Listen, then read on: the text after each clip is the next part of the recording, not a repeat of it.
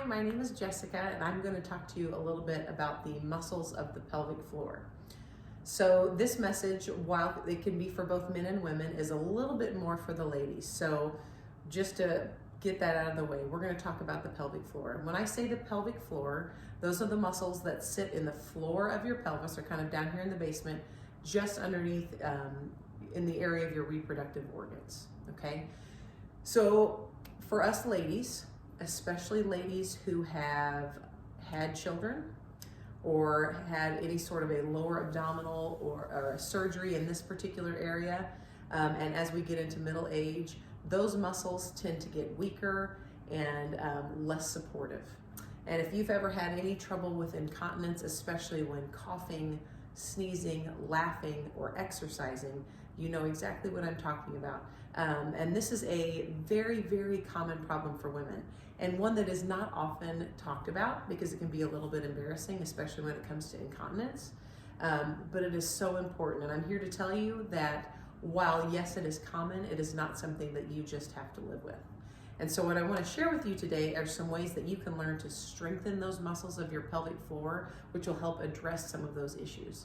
So when we talk about the pelvic floor, first we want to think about what exactly we're contracting. So the muscles of the bones of your pelvis here, you have two pelvic bones, which then come together and meet on either side of your sacrum or your tailbone, okay?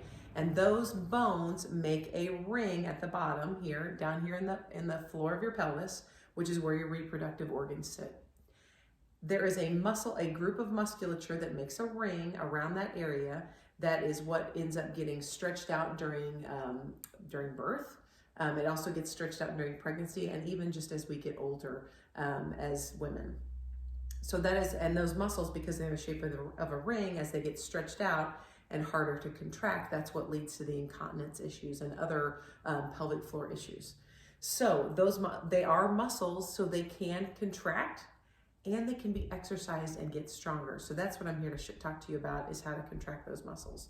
So when you think about contracting those muscles, one of the things you can think about is when you are using the restroom, when you're going to the bathroom, and you are trying to stop the flow of urine midstream, those are the muscles you could contract. So that is one way that you can practice strengthening the muscles of your pelvic floor, is that when you're using the restroom, to try and stop the flow of urine midstream, to contract those muscles. Okay, and when you tighten those muscles, it should feel like a squeeze and almost a lifting up movement. Okay, and not to get too personal, but another way that you can test to see that you're contracting the correct muscles is that if you insert a finger into your vaginal canal, and if you tighten those muscles, you should feel it squeeze around your finger and pull up. So those are the muscles of the pelvic floor.